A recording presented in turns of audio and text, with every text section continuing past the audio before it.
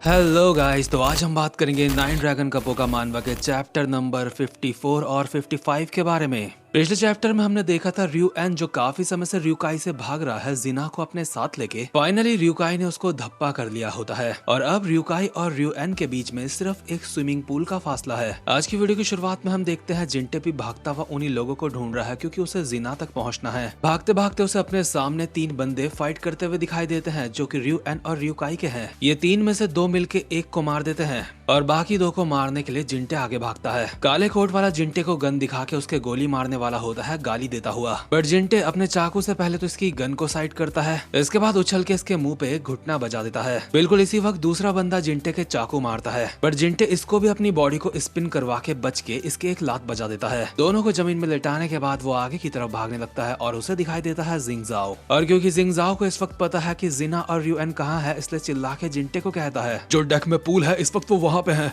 Situation कुछ अच्छी नहीं लग रही है, जल्दी करो। जिंगजाओ भी वहीं जा रहा है जहाँ पे जिना है, लेकिन रास्ते में उसे दिख जाता है डीमन ड्रैगन। उसे देखते ही जिंगजाओ अपने कदम पीछे ले लेता है क्योंकि अगर डीमन ड्रैगन ने जिंगजाओ को देख लिया तो जिंगजाओ का काम खत्म हो सकता है। लेकिन फिर भी जिंगजाओ को डाउट होता है कहीं उसने मुझे देख तो नहीं लिया था। इतने में ही जिंटे वॉकी डॉगी में जिंगजाओ को कहता है ठीक है, मैं जितना जल्दी हो सके वहाँ पे आने की कोशिश करूंगा, लेकिन मेरे रास्ते में भी काफी सारी रुकावटें हैं, इसलिए जो तेरा बॉस ryuan है तब तक उसे बोल पीछे हटने के लिए। अगर ryuan ने मेरी बात सुनी होती तो अभी हम यहाँ पे नहीं होते। मैं तुम्हारी बात समझ चुका हूँ, तुम जितना जल्दी हो सके यहाँ पहुँचो। जिंगजाओ अब भी अपनी जगह पे छुपा होता है और सोच रहा होता है ना जाने डीमन ड्रैगन कब इसको धप्पा करके मार दे। लेकिन फिर इसके दिमाग में आता है आखिर वो लोग इसको क्यों मारेंगे, अगर उन्होंने ryuan को मार दिया तो फिर इसका कोई काम ही नहीं रहेगा, इसलिए वो सबसे पहले ryuan के पास जाएंगे। इससे दोबारा से जिंगजाओ उन लोगों का पीछा करने लगता है। जिंटे भी दूर से भागता हुआ उसी तरफ आ रहा होता है और उसके सामने दो बंदे आ जाते हैं कुल्हाड़ी लेके। लेकिन एक ही झटके में इन दोनों को निपटाने के बाद जिंटे अपने सामने देखता है एक बड़ा सा आदमी ryuan के लोगों को मार रहा है।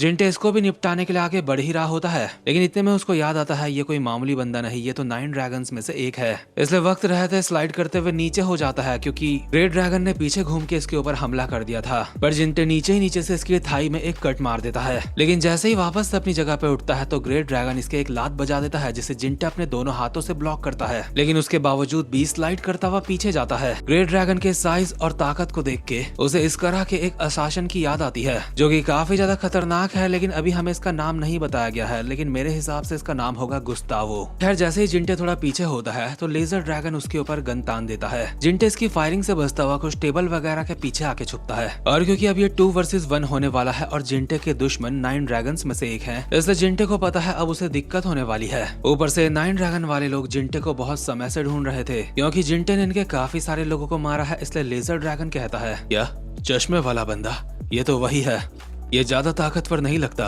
आखिर इसने हमारे इतने बंदों को कैसे मारा। ग्रेट ड्रैगन कहता है नहीं, इसने मेरे हमले से बचते हुए भी मेरे एक स्क्रैच मार दिया है, ये कोई ऐसा बंदा है जिसे पैनी चीजों से खेलने की आदत है।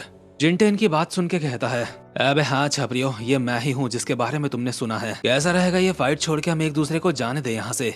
जब एक कॉकरोच हमारे सामने रेंगता हुआ आ जाता है तो हम उसे जाने नहीं देते।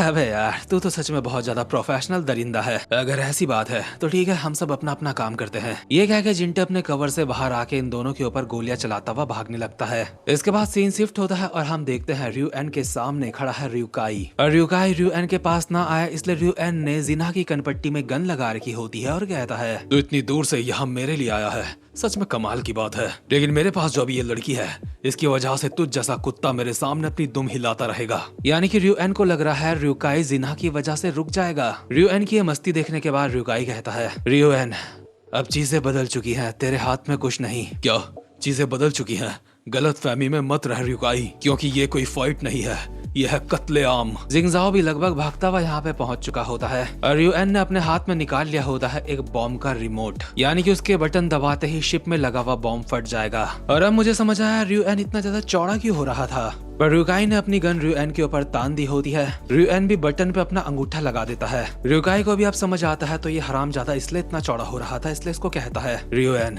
शिप में सिर्फ मेरे ही नहीं तेरे भी लोग हैं। ये सुन के रियू एन हंसने लगता है और कहता है, रियुकाई ओ रियुकाई, तेरे अंदर तो बहुत ज्यादा इंसानियत है, लेकिन जिस रियुकाई को मैं जानता हूँ वो तो ऐसा नहीं था। वो तो अपने दुश्मन को खत्म करने के लिए अपनों की भी जान ले सकता है, इसलिए मैं भी यही करने की सोच रहा हूँ। क्यों, ये सही है ना? जिस पल तू इस कुतिया का पीछा करते करते यहाँ आया था, उसी वक्त तू मेरे जाल में फंस गया था। मुझे याद है तू पहले भी इस कुतिया की वजह से मुझे नहीं मार पाया था। देखने में ऐसा लगा था तेरा हमला मिस हो गया, लेकिन वो काफी अजीब था। लेकिन वो सब कुछ इस छमिया की वजह से था, है ना? चला देखते हैं तेरी उंगलियों में कितनी ताकत है। चला गोली। रियुएन को पूरा यकीन होता है ये गोली नहीं चलाएगा, क्योंकि गोली जिना को भी लग सकती है, या फिर अगर रियुकाई ने गोली चला दी तो रियुएन जिना को मार देगा। लेकिन आखिर रियुकाई को जिना की क्यों परवाह है? ये बात उसको भी ठीक से नहीं पता, इसलिए अपने मन में कहता है, आखिर मैं गोली चलाने में इतना हेजिटेट क्यों कर रहा हूँ। इसके बाद हम एक पास्ट का सीन देखते हैं जहाँ पे रियुकाई काफी ज्यादा खून खराबा मचा के अपने सामने सनसेट को देख रहा होता है। डीमन ड्रैगन उसके पास आता है और कहता है, ये जगह भी जल्दी हमारी हो जाएगी, चलो अभी के लिए वापस चलते हैं। और डीमन ड्रैगन के यहाँ से जाने के बाद उसके पीछे से आती है जिना और कहती है, लगता है तुम्हें सनसेट्स काफी ज्यादा पसंद है। क्या?